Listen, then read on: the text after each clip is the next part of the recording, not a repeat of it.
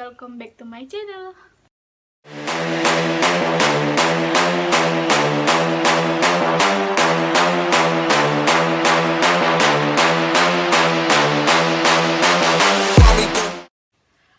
Assalamualaikum warahmatullahi wabarakatuh. Perkenalkan, nama saya Khairunisa Syafna Putri. Saya dari Universitas Riau, Fakultas Keguruan dan Ilmu Pendidikan, Prodi Pendidikan Bahasa dan Sastra Indonesia. Sebelum saya lanjut, saya ingin mengucapkan terima kasih kepada dosen pengampu saya, yaitu Dr. Syafrial MPD. Nah, kali ini saya membuat konten yang berjudul Struktur Genetik dari novel Habibie dan Ainun. Penasaran kan? Yuk! Sebelum itu, kalian jangan lupa subscribe, like, share, dan bunyikan loncengnya agar kalian update tentang video-video saya. Terima kasih.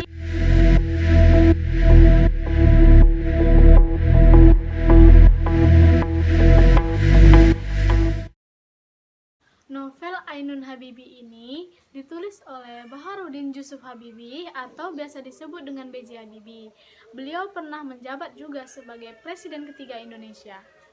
Beliau pernah bersekolah di SMA Kadago, Bandung pada tahun 1954. Kemudian beliau melanjutkan jenjang pendidikannya di Institut Teknologi Bandung. Namun, hanya beberapa bulan di ITB, kemudian ia memutuskan untuk mengikuti jejak teman-temannya untuk bersekolah di Jerman. Berbeda dengan yang lainnya, ia tidak menggunakan beasiswa dari Menteri Pendidikan dan Kebudayaan untuk melanjutkan kuliahnya di Jerman, melainkan dengan menggunakan biaya sendiri dari ibunya, yaitu R.A. Tuti Marini Puspowardojo. Mengingat pesan Bung Karno tentang pentingnya penguasaan teknologi yang berwawasan nasional, yaitu teknologi maritim dan teknologi dirgantara dikala Indonesia waktu itu masih berkembang. Akhirnya, B.J. Habibie diberi kesempatan belajar di Jerman. Pada waktu itu, pemerintah Indonesia di bawah Soekarno gencar membiayai ratusan siswa cerdas Indonesia untuk mengembangkan pendidikan di luar negeri dan menimba ilmu di sana. Habibie merupakan rombongan kedua di antara ratusan pelajar SMA yang secara khusus dikirim ke berbagai negara. Kemudian, Habibie memilih jurusan teknik penerbangan dengan spesialisasi konstruksi pesawat terbang di Rhein-Westfalen-Aachen Technische Hochschule. Habibie ini adalah salah satu tokoh panutan dan menjadi kebanggaan bagi rakyat Indonesia yang dikenal sebagai orang paling cerdas dan ahli pesawat terbang.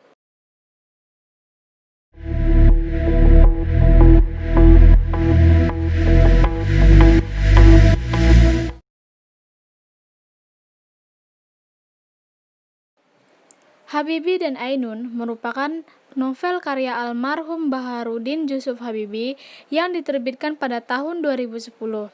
Buku ini mengisahkan perjalanan cinta dan kehidupan Habibie dan istrinya, Hasri Ainun Besari atau Ainun Habibie. Buku ini kemudian diangkat dalam film layar lebar yang dibintangi oleh Reza Rahadian sebagai Habibie dan Bunga Citra Lestari sebagai Ainun. Premier film ini disaksikan oleh B.J. Habibie, Presiden ke-6 RI Susilo Bambang Yudhoyono, dan juga Gubernur DKI Jakarta saat itu, Joko Widodo. Baharudin Jusuf Habibie ternyata punya alasan menulis buku laris Habibie dan Ainun yang sudah memasuki cetakan ketiga. Buku yang kemudian difilmkan dengan judul yang sama dan membuahkan lebih dari 3 juta penonton hanya dalam 3 minggu. Menulis merupakan cara mantan Presiden Baharudin Jusuf Habibie menyembuhkan dirinya dari depresi kehilangan mendiang istrinya, yaitu Hasri Ainun Habibie Besari. Ainun meninggal di Munchen, Jerman pada 22 Mei 2010. Habibie tak menyangka suatu ketika buku yang mengisahkan perjalanan hidupnya bersama Ainun selama 48 tahun 10 hari atau dari tanggal 12 Mei 1962 sampai 22 Mei 2010. Habibie dan Ainun ini bakal diangkat ke layar. Semasa hidupnya, B.J. Habibie pernah menuliskan sebuah novel yang berjudul Habibie dan Ainun. Habibie dan Ainun ini merupakan buku karya almarhum Baharudin Jusuf Habibie yang diterbitkan pada 2010. Buku ini mengisahkan perjalanan cinta dan kehidupan Habibie dan istrinya, Hasri Ainun Besari atau Ainun Habibie. Buku ini kemudian diangkat dalam film layar lebar yang dibintangi oleh Reza Rahadian sebagai Habibie dan Bunga Citra Lestari BCL sebagai Ainun. Premier film ini disaksikan oleh B.J. Habibie, Presiden ke-6 RI Susilo Bambang Yudhoyono, dan Gubernur DKI Jakarta saat itu, Joko Widodo. Beberapa waktu berselang setelah kematian Ainun, Habibie masih linglung. Suatu hari, pukul 2.30 dini hari, masih dengan pakaian tidur, Habibie berjalan kaki di sekeliling rumahnya. Ia menangis, seperti anak kecil yang mencari ibunya. Orang-orang sekitarnya pun merasa khawatir dengan keadaannya. Habibie kemudian konsultasi dengan profesor dokter yang telah menjadi langganan keluarganya. Hasil pemeriksaan tersebut menyatakan hubungan Habibie Ainun terlalu dekat. Psikosomatis malignan istilahnya, sehingga tenggelam dalam kesedihan. Habibie berujar. Menurut tim dokter, cerita Habibie, jika dia tak berbuat apapun, Habibie bisa mengikuti jejak istrinya.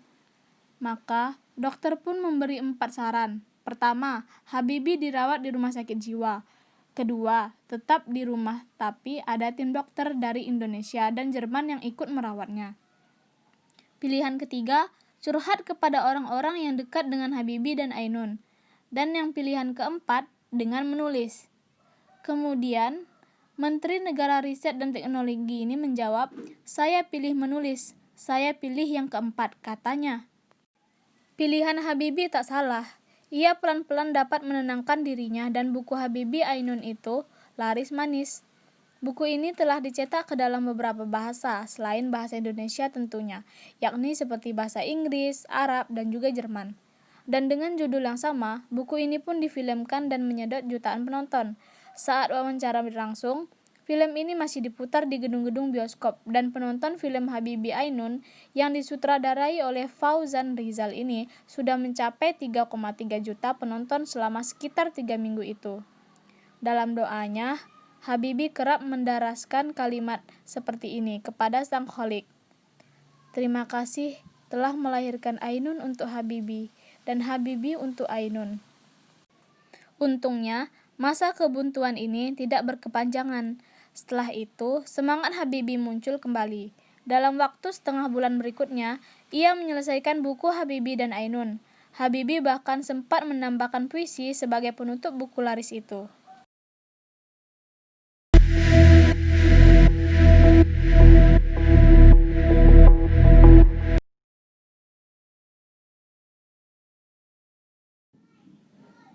Latar belakang dari novel ini yaitu, walaupun B.J. Habibie sudah mengikhlaskan kepergian istrinya, tetapi ia tidak bisa membohongi dirinya bahwa ia masih terpukul pasca ditinggalkan sang istri tercinta. Bahkan, menurutnya antara dirinya dan Ainun itu adalah dua raga tetapi satu jiwa. Tak berlebihan jika Habibie mengatakan saat dirinya menulis buku ini tiap halamannya penuh dengan tetesan air mata. Menurutnya, kehadiran Ainun yang telah mendampinginya selama ini telah menjadi api yang selalu membakar energi semangat dan jiwanya dalam menjalani hidup. Sekaligus laksana air yang selalu menyiram dan meredakan gejolak jiwanya hingga kembali tenang. Sejak sang permaisuri menghembuskan nafas terakhirnya di Rumah Sakit Ludwig Maximilian University LMU, München, Jerman, Habibie masih merasa jika Ainun tetap berada di sisinya. Setiap ia keluar dari ruang kerjanya, tiba-tiba ia merasa berada pada sebuah dimensi ruang dan waktu yang lain. Sebuah dimensi di mana Ainun belum berpisah ke alam barzakh. Wajah sang istri seperti melekat di setiap sudut matanya, hadir dimanapun Habibie berada. Oleh karena itu, menurutnya hadirnya buku ini telah menutupi kekosongan jiwanya dari hari ke hari, bulan ke bulan, yang mengikuti perjalanan sang waktu.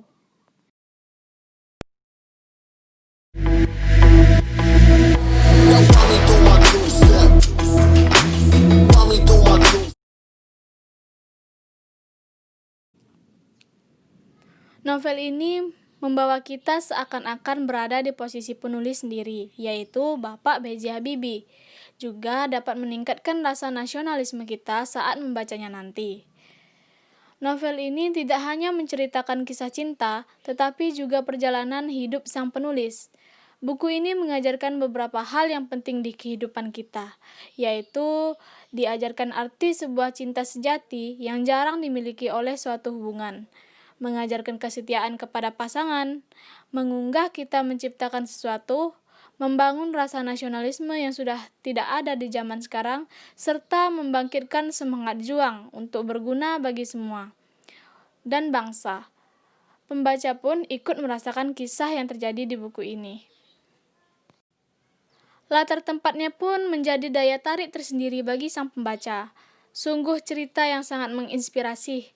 Walaupun gaya bahasa Pak Habibie agak sedikit sulit untuk dipahami, tetapi tidak menjadikan buku ini bosan untuk dibaca. Walau beliau sudah wafat, tetapi karya-karya beliau akan tetap selalu menjadi inspirasi bagi para pembacanya.